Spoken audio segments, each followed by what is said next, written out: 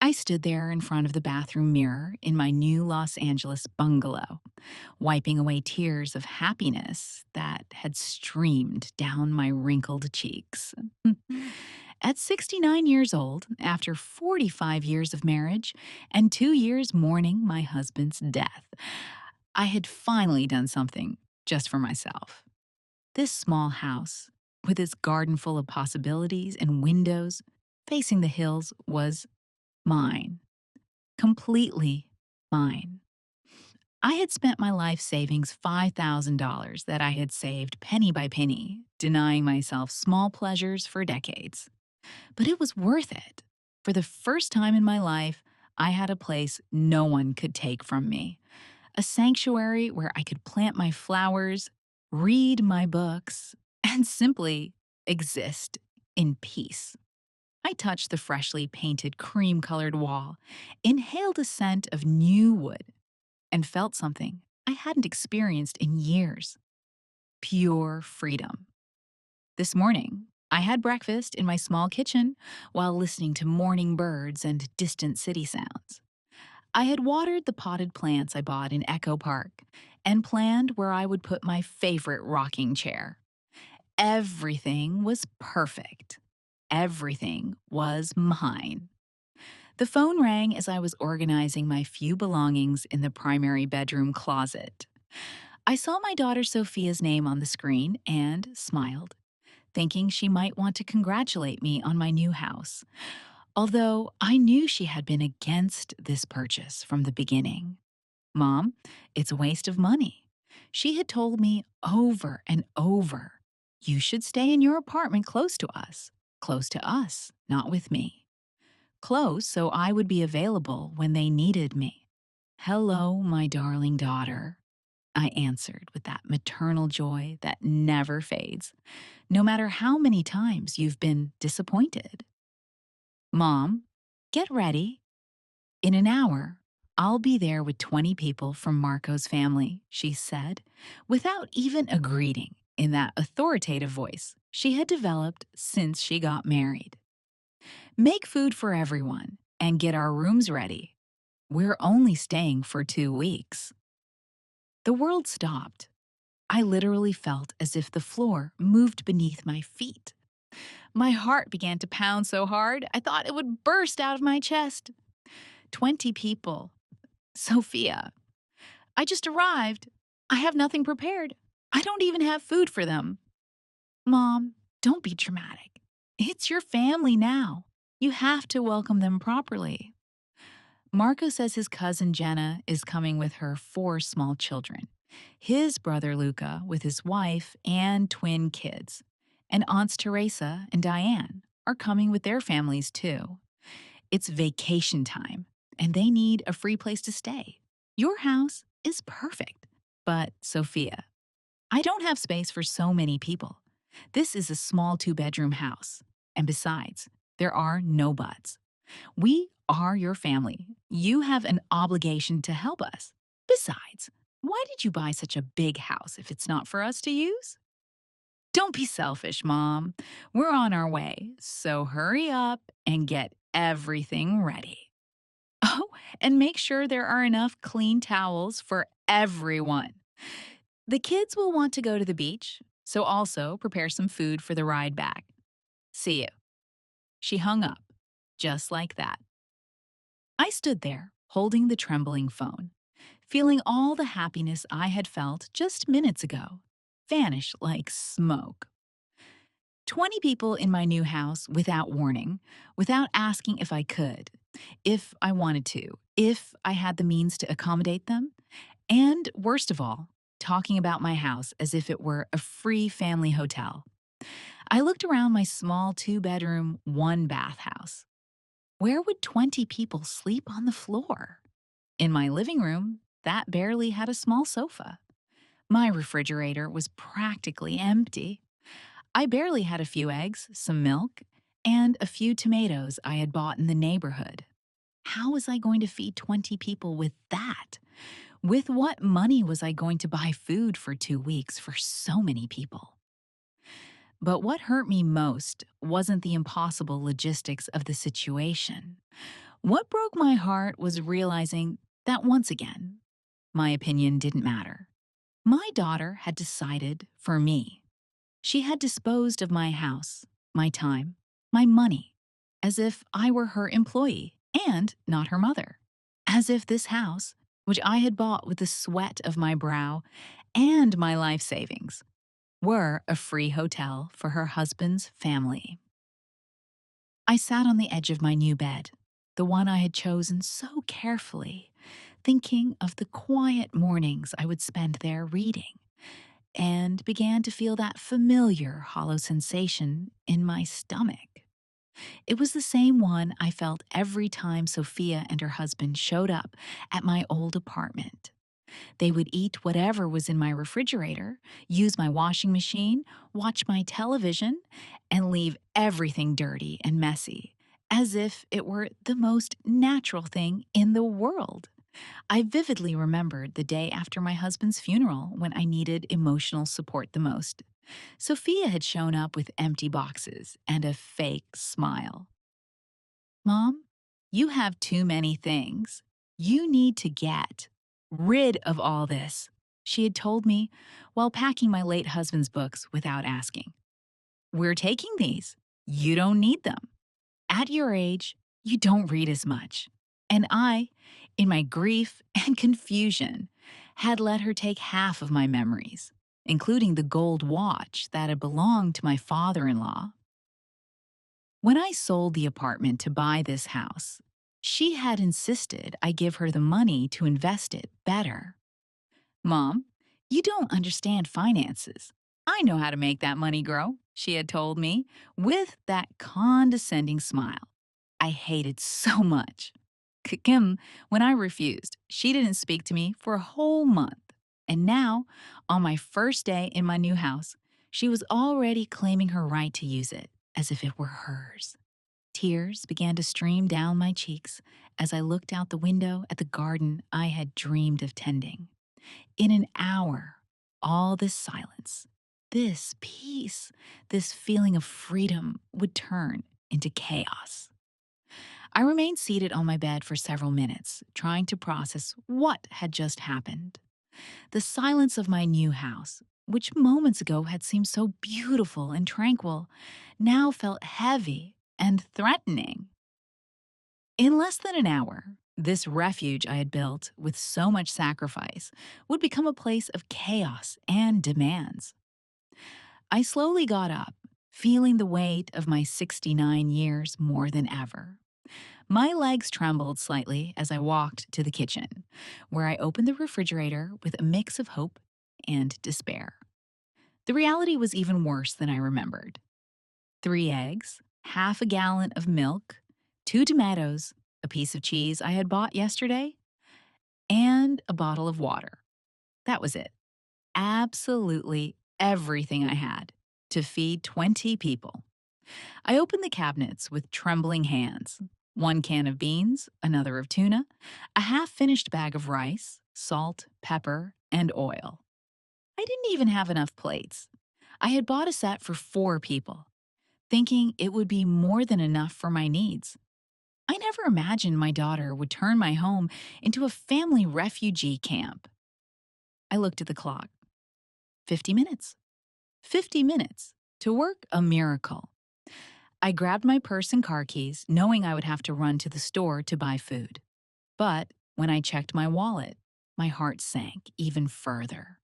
After paying for the house, basic furniture, and moving expenses, I only had $300 left.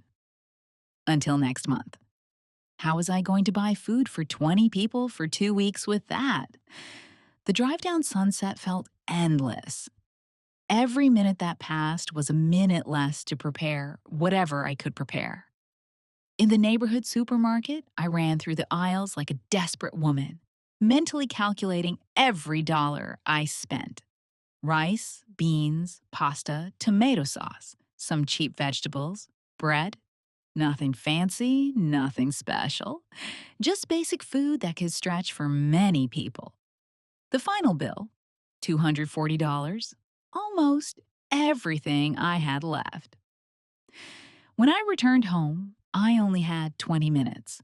20 minutes to transform my small kitchen into a restaurant capable of feeding an army. I put water on to boil for the rice and pasta. I opened cans like a woman possessed. I chopped vegetables with tears streaming down my cheeks. They weren't onion tears. They were tears of rage, helplessness, and profound sadness for what was happening. As I cooked, I couldn't stop thinking about how I had reached this point. After my husband's death, I had tried to be the perfect mother, the understanding mother in law, the available grandmother. When Sophia needed a babysitter, there I was. When she needed to borrow money, there I was. When she wanted to use my car because hers was in the shop, there I was. Always available, always willing, always saying yes. I remembered the time Marco, my son in law, had shown up at my old apartment with 3 friends without warning, expecting me to cook and provide drinks for them all weekend for a football game. My mom's out of town and you cook so well, he had told me with that fake smile that annoyed me so much. And I, as always, had rushed to the supermarket, spent my money, and cooked for them as if I were their personal chef. Or the time Sophia had asked me to take care of her sister in law's children because she had a family emergency. 3 small children for a whole week without paying me a cent, without even asking if I could do it.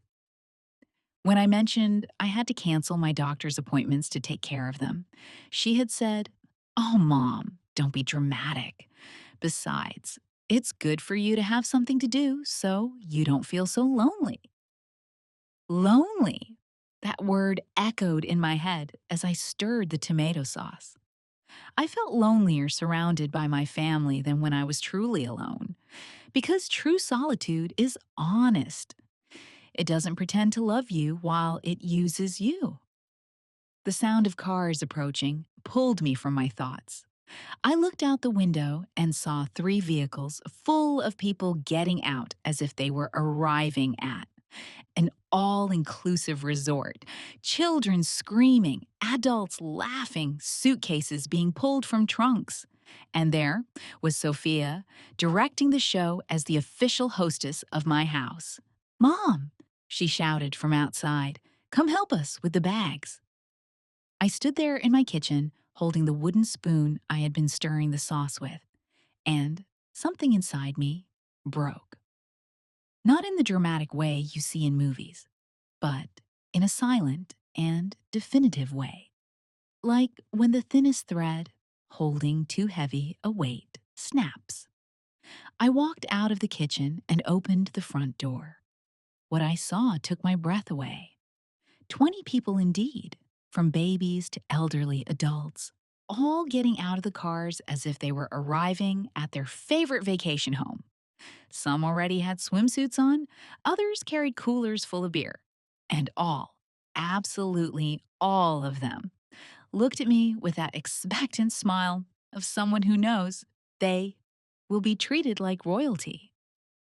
"Aunt Elena," shouted Jenna, Marco's cousin, carrying a crying baby. "What a beautiful house. The kids are going to be so happy here. I hope you made a lot of food because we're hungry from the trip." Luca, Marco's brother, approached, patting me on the back as if we were old friends. "Mother in law, this is perfect for vacation. Is the food ready? The kids haven't had lunch." Of course, they hadn't had lunch because they knew Grandma Elena would be there to fix everything. As always, like the reliable employee who never says no. "Mom," Sophia said, approaching with a smile that didn't reach her eyes. "I hope you prepared the rooms. Jenna and her family will need the master bedroom because the baby cries a lot at night, and we can sleep in the other one. The rest can settle in the living room, the master bedroom, my bedroom, the room where I had put my things just a few hours ago." where I had imagined waking up every morning looking at the garden through the window. Without asking me, without consulting me, they had already decided I would sleep on the sofa in my own house. I looked at all these people invading my space, touching my things, talking about my house as if it were theirs. And for the first time in many years, I felt something different from resignation.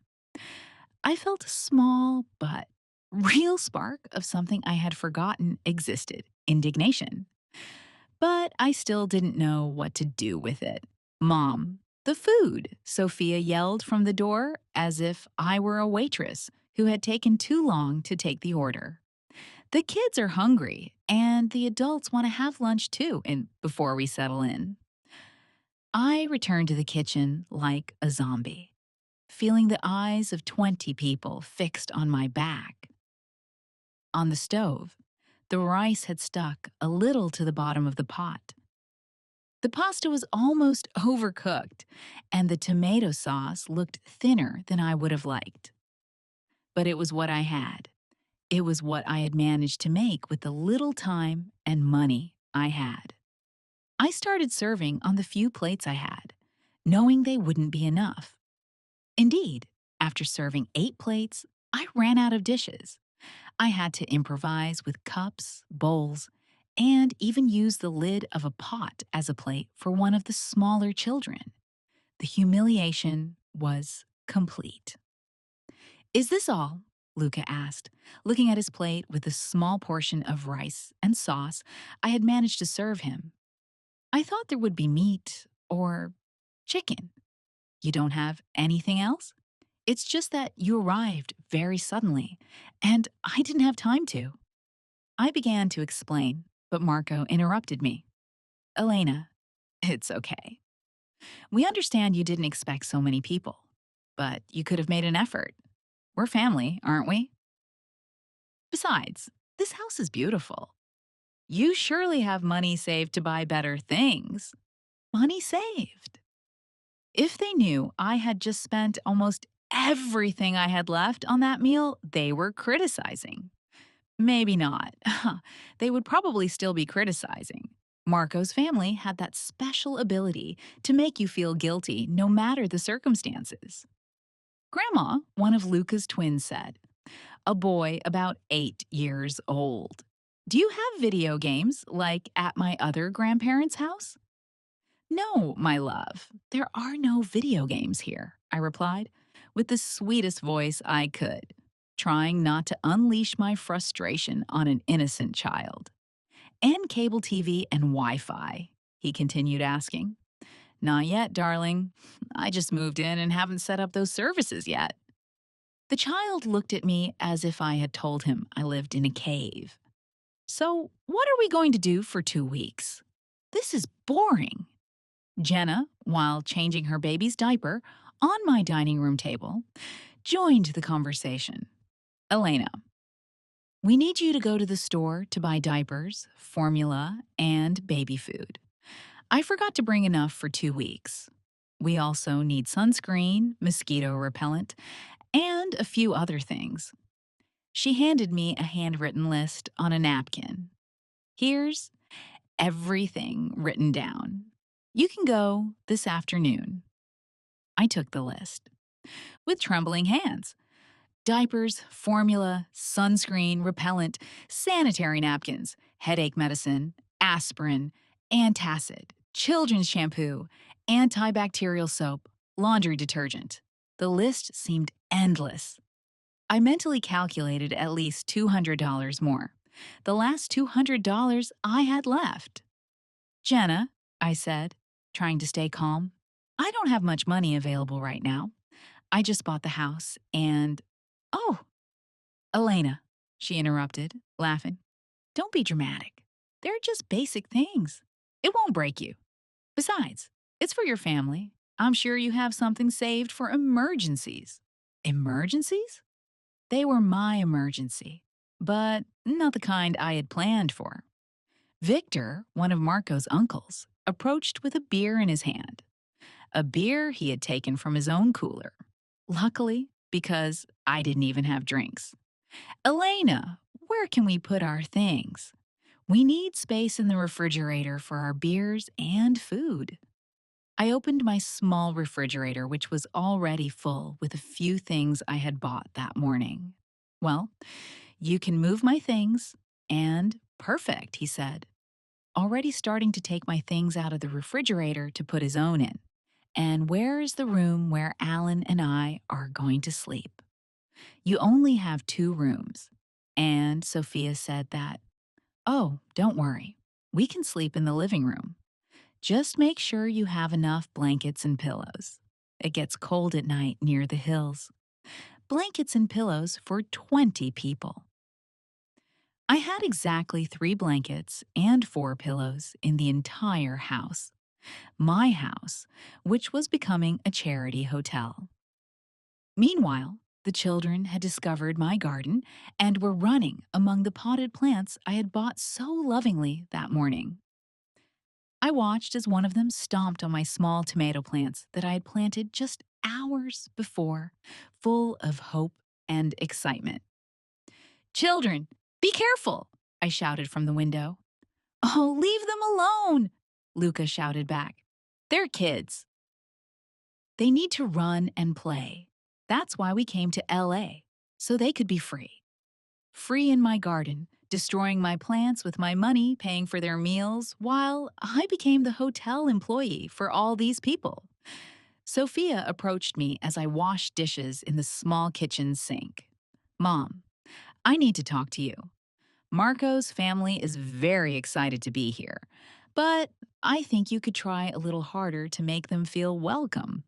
I turned to look at her, my hands dripping soapy water. Try harder? Yes, Mom. The food was basic, and the house feels a little cold. As if you don't want us here. Remember, this is an opportunity for you to get to know your son in law's family better. You should be grateful they want to spend time with you. Grateful. That word resonated in my head like a slap. Grateful that 20 people invaded my house without permission, spent my money, criticized my food, destroyed my garden, and treated me like their personal employee. Besides, Sophia continued, I hope you don't plan on charging them anything to stay here. That would be very stingy of you. Charge them. The idea hadn't even occurred to me, but now that she mentioned it, why not? If it were any other place, they would be paying at least $100 per night per room. 20 people, 2 weeks. That would be thousands of dollars. But I said nothing. Not yet. I just nodded and continued washing dishes, feeling that small spark of indignation I had felt before slowly began to grow in my chest.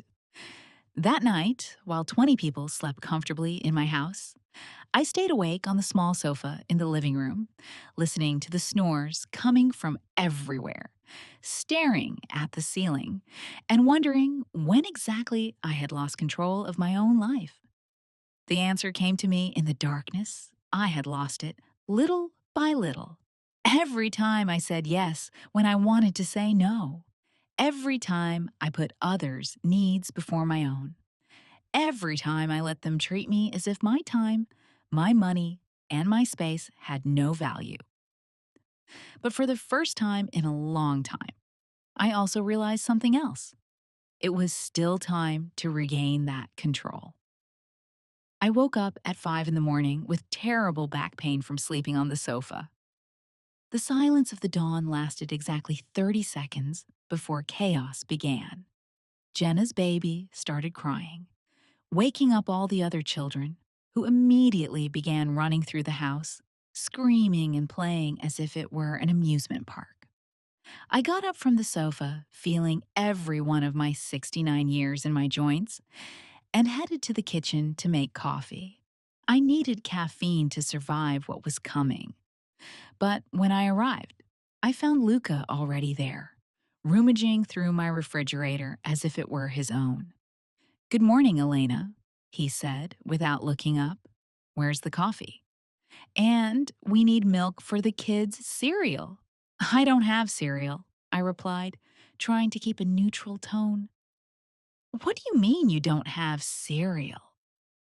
What are the kids going to eat for breakfast then? It was an honest question, and I didn't have an honest answer. I didn't have cereal. I didn't have enough milk. I didn't have enough of anything to feed 20 people for 2 weeks. My small pantry was designed for one person who ate simply and economically. Can I make scrambled eggs? I offered, knowing I had exactly 6 eggs left after the ones I had used yesterday. 6 eggs for 20 people? Luca asked, laughing. We'd better go to the store to buy real food. But make it quick because the kids will be hungry soon. Let's go. As if it were a joint decision. As if the money belonged to both of us. As if I hadn't just spent my last savings yesterday on a meal they had criticized. Jenna appeared in the kitchen with the baby in her arms and a sour face. Elena, I need you to boil water for the bottle. And I also need you to wash these clothes because the baby soiled himself last night. She handed me a bag full of dirty clothes that smelled terrible. Didn't you bring enough clothes for the baby? I asked. Yes, but I didn't think he would get so dirty. Besides, you have a washing machine here. Isn't it easier to wash here than to carry so much laundry?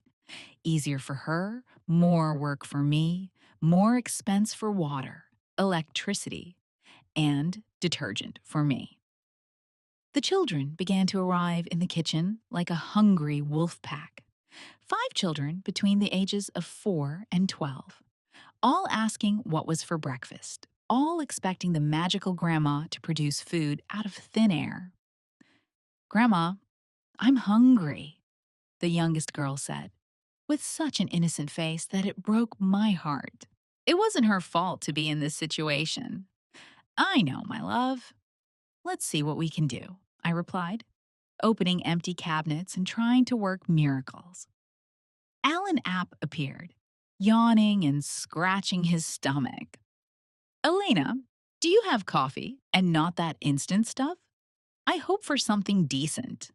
Decent coffee. I had just gotten up from my own sofa after being kicked out of my own bed, and he was asking for gourmet coffee. I only have instant coffee, I told him. Seriously? Well, I guess we'll have to go to the store to buy real coffee too. And since we're going, we can buy everything we need for these days. We, again, that word, as if we were partners in this disaster. Sophia came downstairs from my room, where she had slept comfortably in my bed, looking perfectly rested. Good morning, Mom. Is breakfast ready? Marco is hungry and doesn't like to wait.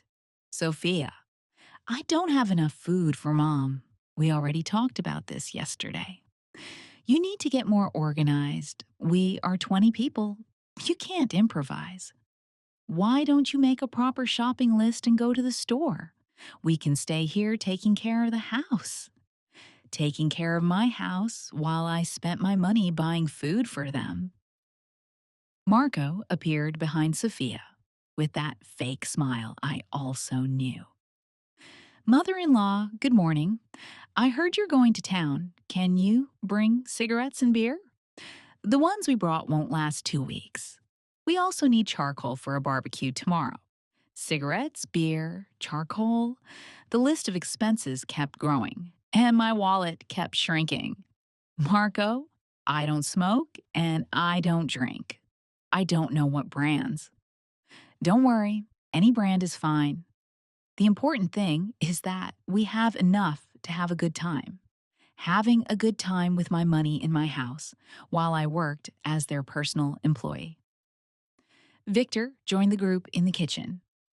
Elena, last night I talked to Alan and we thought it would be a good idea to have a big barbecue for the whole family. We can invite more relatives who live nearby. What do you think about organizing something for the weekend? More relatives? I asked, feeling my blood pressure rise. Yes, we are a big, close-knit family, It will be fun. We just need you to buy meat for about 30 people. Nothing out of this world.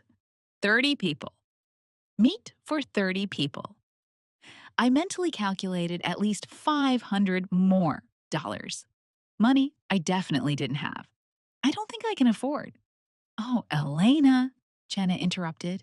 Don't be stingy. It's a family gathering. Besides, with what you're saving by not paying for a hotel for all of us, you can surely afford a barbecue. Not paying for a hotel as if being in my house was free, as if my time, my space, my peace of mind were worth nothing. The children, meanwhile, had found my few boxes of crackers and were eating them directly from the package, scattering crumbs all over my freshly cleaned kitchen. Children, don't eat that, I shouted. What are those crackers for, Mom? Sophia asked in an annoyed tone. They're just crackers. The kids are hungry, and you haven't prepared anything for breakfast. At least let them eat something. Something? My crackers, my food, my last food reserve in the house. Mom, Sophia continued, I think you're being a little selfish. This is a beautiful opportunity for family, bonding. And you're just complaining about small things like crackers and money. Aren't you happy to see us happy? Happy. They were happy spending my money, sleeping in my house, eating my food, and treating me like their employee. Of course, they were happy. I stood there in my kitchen, surrounded by 20 people who looked at me as if I were the villain of the story for not having enough food to feed them for free for 2 weeks. And something inside me finally clicked. It wasn't a dramatic explosion. It was more like when a puzzle piece that had been out of place for years finally fits. Suddenly, I could see the complete picture with a clarity that surprised me. These people didn't love me. They needed me. There was a huge difference between those two things, and I had spent years confusing them. It's okay, I told them, with a calm that surprised even myself. I'll go to the store to buy what you need. Everyone smiled, satisfied that they had won another battle against the obliging grandma. But as I took my purse and car keys, I wasn't thinking about food or shopping lists. I was thinking about something completely different. I was thinking about the lawyer's office I had seen near Los Feliz yesterday, and a conversation that perhaps it was time to have. For the first time in days, I left my house with a real smile on my lips. The trip that morning was the most liberating I had had in years. For the first time since my family arrived, I was alone with my thoughts, with no one demanding anything from me, no children screaming, no adults treating me like a housekeeper. The quiet hum of the car felt like a balm to my wounded soul. But I didn't go directly to the supermarket as they expected. Instead, I parked in front of a small cafe I had seen the day before and sat down to have a real cup of coffee while organizing my thoughts. I needed time to process what I had understood that morning. Are you all right, ma'am? The waitress asked me, a middle aged woman with a kind face. You look a little troubled, I smiled sadly. Let's say I'm going through a complicated family situation. Ah, she said, nodding knowingly. Family? Sometimes they're the ones who hurt us the most, aren't they? Her words hit me like lightning. That was exactly it. My own family was the one hurting me the most, and I had been so used to the pain that I had started to think it was normal. After coffee, I walked down the block until I found what I was looking for. Nathan Park, attorney at law. The sign was simple, but professional. I took a deep breath and entered. Good morning, said a man about 50 years old with a kind face. How can I help you? I need legal advice on family situations, I told him, feeling a little ridiculous but determined to continue. Nathan invited me to sit down and offered me water. For the next hour, I told him everything from Sophia's call to the invasion of my house, from the expenses they were forcing me to incur to the complete lack of respect for my property and my money. The man listened without interrupting, occasionally taking notes. Mrs. Alvarez, he finally said, what you are describing to me is financial and emotional abuse. The fact that they are family does not give them the right to use your property without permission or to force you to spend your money on them. But they are my family, I murmured, repeating the excuse I had used for years. True family respects, it doesn't exploit, he replied firmly. Have you ever thought about setting legal boundaries? Legal boundaries? The idea seemed as strange as it was liberating. What kind of boundaries? I asked. Well, for example, your house is your private property. You have the absolute right to decide who can be there and under what conditions. If someone refuses to leave when you ask them to, they are technically trespassing. Trespassing my own family.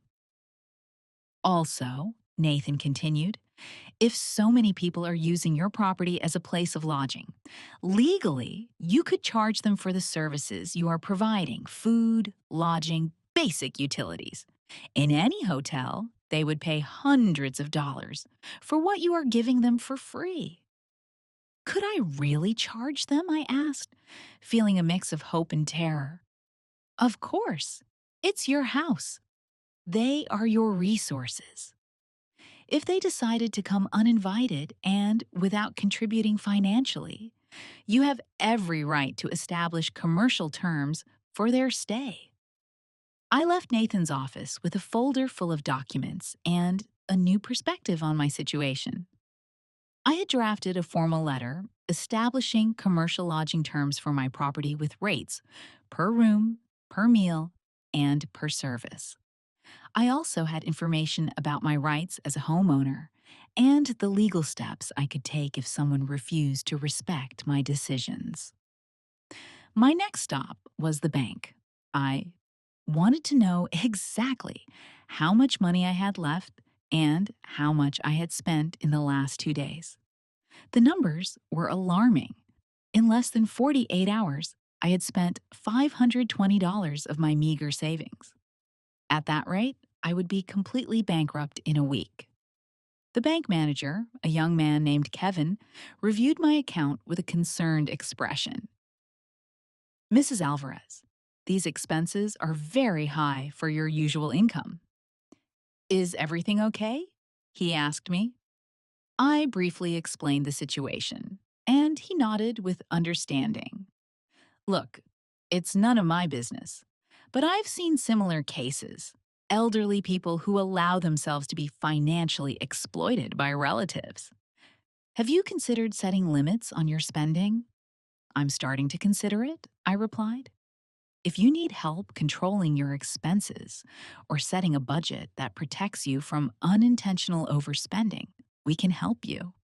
We can also configure your account to require special authorization for expenses over a certain amount. It was another tool I didn't know existed. Another way to protect myself from my own misguided generosity. Finally, I went to the supermarket, but this time I only bought the basics: rice, beans, pasta, tomato sauce, some cheap vegetables, no luxuries, no meat for barbecues, no beers or cigarettes. I spent exactly $50.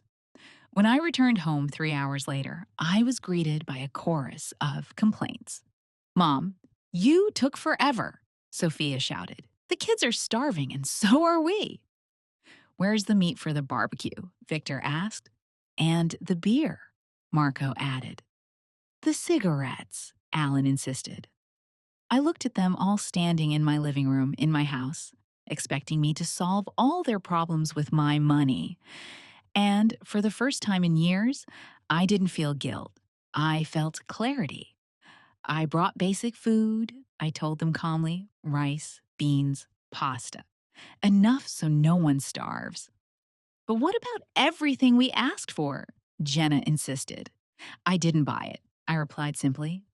The silence that followed was deafening. 20 people looked at me as if I had lost my mind. What do you mean you didn't buy it? Luca asked incredulously. I don't have money to buy meat for 30 people, or beer, or cigarettes, or all the other things you asked for. I only have money for basic food. But, Mom, Sophia intervened with that condescending voice I hated so much. We know you have money saved. Don't be stingy. I took out the papers I had obtained from the bank and showed them. These are my bank statements. In 2 days, I've spent $520 of my savings. I have less than $300 left until next month. There's no saved money, no secret reserves. This is all I have. The papers passed from hand to hand like evidence in a trial. The faces of disbelief slowly transformed into faces of annoyance. Well, then we'll have to find alternatives, Marco said finally. We can all contribute to the expenses. Excellent idea, I replied, pulling the other folder from my bag. In fact, I went to see a lawyer this morning and prepared a document that establishes commercial rates for lodging on my property. The silence returned, but this time it was different. It was the silence of people who had just realized that their victim was no longer a victim.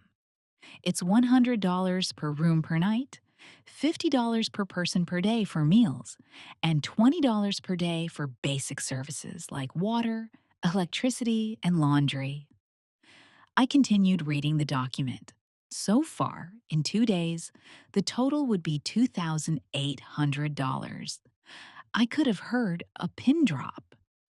You're charging us to stay in your house, Sophia asked in a shrill voice. No, I replied with as much calm as I could. I am offering you the option of paying for the services you are receiving or finding lodging elsewhere. For the first time in years, I was in control of the conversation. The explosion that followed was epic. 20 people talking at the same time, shouting, protesting, trying to make me feel guilty with all the manipulation tactics they had perfected over the years.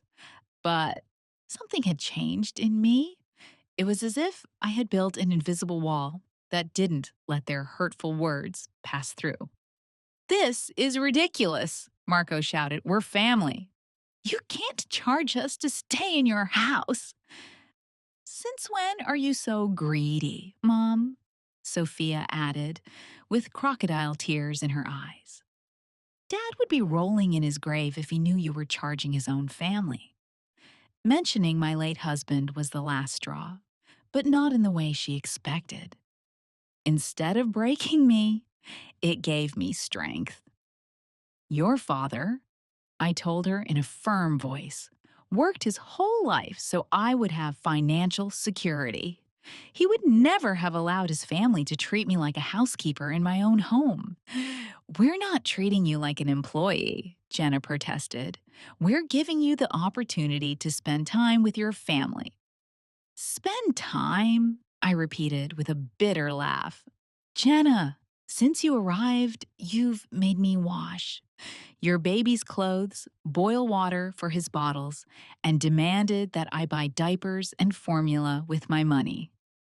Is that spending time? But we're family, she insisted. That's what family does, right? I replied with a clarity that surprised even myself. What family does is respect each other, contribute equally, and not abuse each other's generosity. What you are doing is exploitation. Luca approached with a menacing look. Elena, I think you're going crazy. Maybe you need medical help. This isn't you. You're right, I replied unfazed. This wasn't me before. The old Elena let herself be walked all over, spent her savings on people who treated her badly, and confused being used with being loved, but that Elena no longer exists. Mom, this is embarrassing, Sophia shouted. What will people think when they find out you charged your own family for lodging? The same people who would think badly of you for showing up uninvited at a 69-year-old woman's house and expecting her to support you for free for 2 weeks, I replied. Victor tried a different approach. Elena, let's be reasonable. We understand you have expenses, but these rates are exaggerated. We can give you something symbolic, $50 for the entire stay. $50, I repeated slowly, for 20 people for 2 weeks. That's less than 18 cents per person per day. Do you know how much you paid for gas to get here? Probably more than $50 per car. But that's different, Alan protested. Different? Why? Because your money is worth more than mine. Because your expenses are important, but mine aren't. The living room filled with murmurs and long faces. I could see them looking at each other, trying to decide what strategy to use. Now, it was then that my salvation appeared, in the form of a woman about 60 years old, with a basket of vegetables in her hands. It was Rosa, my neighbor, who had come to welcome me to the block. Good morning, she said from the open door. I'm Rosa. I live next door. I came to meet my new neighbor, and oh, excuse me. I see you have visitors. Come in, please, I said, grateful for the interruption. They're relatives who came to visit. Rosa entered and immediately sensed the tension in the atmosphere. She was one of those older women who have seen so much of life that they can read a situation in seconds. What a big family, she commented with a smile. But her intelligent eyes were already analyzing the scene. It must be expensive to maintain so many people. I hope they are contributing to the expenses. The awkward silence that followed was eloquent. They're not contributing? Rosa asked with genuine surprise. Oh, what a shame. In my day, when you visited someone, you always brought something or helped with the expenses, especially if there were so many people. But we're family, Sophia murmured. Ah, all the more reason, Rosa replied energetically. Family is the one who should take care of their own the most. You know what? My daughter lives in the city, and every time she comes with her grandchildren, she always brings the complete groceries. She says it's not fair for me to spend my pension feeding her whole family. I could see how Rosa's words were having an effect. It was one thing for me to tell them they were abusing me, but it was quite another for a stranger to confirm it. And where are you all from? Rosa continued asking with innocent curiosity. From the city, Marco replied curtly. The trip must have been expensive. Gas, food on the way, and then arriving and finding everything paid for. How lucky. Although I suppose you all organized yourselves to help Elena with the expenses for so many people. Every word from Rosa was like a needle pricking my family's conscience, or at least pricking their pride at being exposed to a stranger. Rosa, I said, would you like to have some coffee? I'd love to get to know you better. Of course, but don't worry about waiting on me. I see you already have your hands full with so many people. As I prepared coffee for Rosa in the kitchen, she followed me. Honey, she whispered, I don't know if it's my place to say this, but those people don't look like they're here out of affection. They look like they're here for convenience. Her words were like a bomb. Someone else saw what I had been seeing, but had been denying for years. Is it that obvious? I asked. Darling, I've been in this world for 60 years. I've seen everything. Those people arrived expecting to be treated like kings, and you look like someone who hasn't slept well and is spending money she doesn't have. I broke down a little. But they're my family. True family doesn't abuse, my dear. True family takes care of their elders. They don't exploit them. Rosa put a comforting hand on my shoulder. Want me to tell you something? My sister had the same problem with her. Children.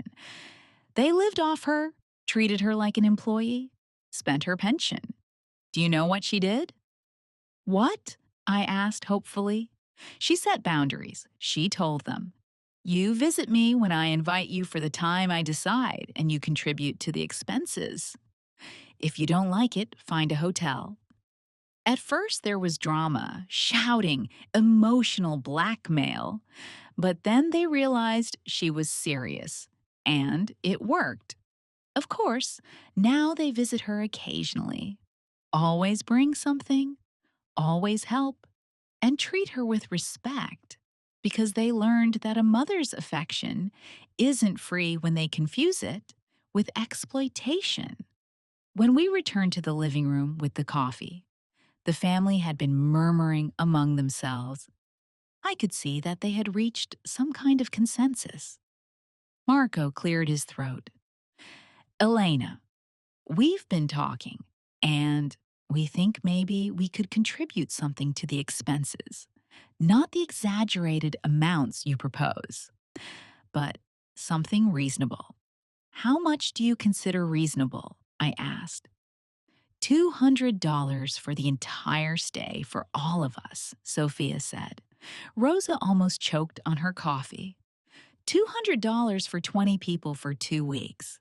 Children, the cheapest motel near here, charges $60 per night per room. The math was relentless, and they knew it. But I had already made my decision. $200, I repeated slowly, as if considering the offer. I saw them all with anticipation in their faces, thinking they had found a way to get their way once more. For 20 people, for 14 days, with 3 meals a day, lodging, water, electricity, gas, laundry, and cleaning. Exactly, Sophia said, with a triumphant smile. See, we're reasonable. We want to contribute. Rosa looked at me with that expression only wise women have when something good is about to happen. She had perfectly understood what was going on. "Okay," I finally told them, "I accept your proposal." Everyone sighed with relief. They thought they had won, but I continued, and I watched as their faces hardened with one condition. "Since this is now a commercial transaction, I want you to sign a lodging contract." "A contract?" Luca asked suspiciously. "Of course, if you're going to pay for services, we need to clearly establish what those services include and what they don't. It's to protect everyone." I took out the papers Nathan had prepared and placed them on the coffee table. "This contract specifies that for $200, you are entitled to sleep on the living room floor, one basic meal a day, rice and beans, access to the bathroom during specific hours, and nothing else." "One meal a day," Jenna shouted. "But we expected 3 meals." "Of course, you can have 3 meals a day," I replied sweetly. "But that's in the premium package, which costs the $2,800 I originally mentioned." "This is absurd." Marco exploded. "You're crazy if you think we're going to sign that." "You don't have to sign it," I told them with perfect calm. "You can find lodging elsewhere. In fact, I think that would be best for everyone." "Mom," Sophia shouted, "you can't kick us out. We're your family." "I'm not kicking you out," I replied.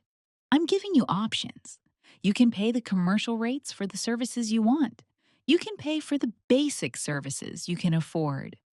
Or you can find alternatives that better fit your budget." Rosa slowly applauded. Bravo! That's exactly what my sister needed to do. Clear options, fair terms, no emotional blackmail. You stay out of this, Sophia shouted at Rosa. This is a family matter. You're right, Rosa replied, standing up.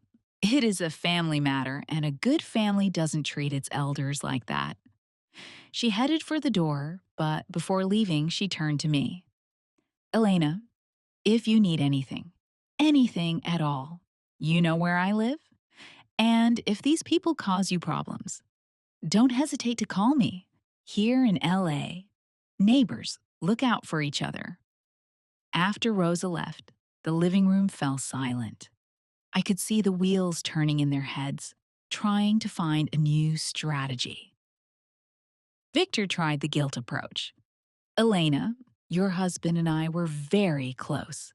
He considered me like a brother. Do you think he would like to see you treating his in-laws like this? My husband, I replied, taught me to value myself. He taught me that true love is shown through actions, not words. And he taught me that allowing others to abuse you isn't love. It's cowardice. Alan tried intimidation. Elena, I don't think you realize the situation you're getting yourself into. There are many of us, and you're alone. It's not smart to make enemies of the family. His words would have terrified me before, but now they only confirmed what I already knew.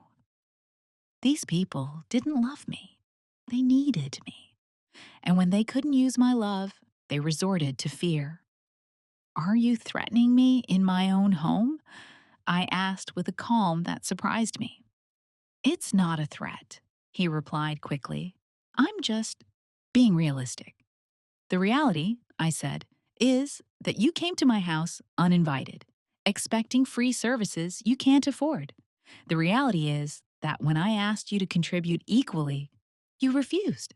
And the reality is that now that I offer you fair options, you resort to threats and intimidation. Jenna began to cry. It was a dramatic cry designed to manipulate. I can't believe how cruel you've become, Elena. My baby needs stability, and you're throwing us out into the street. Your baby, I replied, needs parents who can afford his basic needs without relying on exploiting an elderly woman. If you can't afford a vacation, maybe you shouldn't take one. The children who had been playing in the garden ran in. Grandma, why is everyone shouting? The youngest asked. My heart broke a little. The children were innocent in all this, but their parents were using them as emotional shields. The adults are having a serious conversation. I replied gently. Why don't you go play outside for a little longer? But we're hungry, one of the twins said. Is the food ready? I looked at all the adults in the living room. None moved to take care of their own hungry children. They expected me to do it as always. Parents, I said, your children are hungry. In the kitchen, there's rice and beans that you can prepare for them. You're not going to cook? Luca asked incredulously. I cooked yesterday and the day before. Today you can cook, I replied. But we don't know how to cook, Jenna protested. Then maybe it's time to learn, I replied. Or you can take the children to eat nearby. There are several restaurants. Marco stood up abruptly. This is the last straw, Sophia. Pack our things. We're leaving right now. Where? Sophia asked in a panic. We don't have reservations anywhere. We'll find something. Anything is better than being here with this version of your mother. I stayed seated, watching them run back and forth, hastily packing their things. Part of me felt sad watching the chaos, but a larger part felt relieved. Mom, Sophia said to me when they had everything packed, this isn't you. I don't know what's happened to you, but I hope you reflect on what you've done today. You've destroyed your family for money. No, I replied, standing up to look her directly in the eyes. I have found my dignity and learned the difference between family who loves me and people who use me. You'll regret this, she shouted as she left. When you're alone and sick, don't come asking us for help.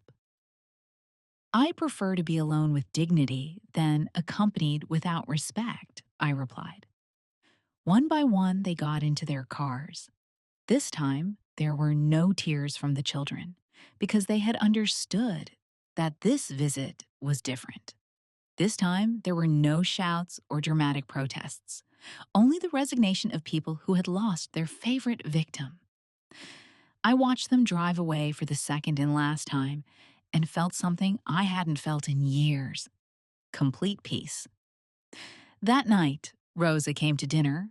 She had made chicken stew and I had prepared rice with pigeon peas. We ate on my porch, watching the sunset tint the Los Angeles sky, talking about our garden plans. Do you feel good about your decision? She asked me. I feel free, I replied, for the first time in years. I feel free. 6 months later, my house had truly become my home. My garden flourished. I had a small network of friends in the neighborhood, and I had started taking painting classes at the community center. My days were filled with activities I chose to do, not ones I was forced to do.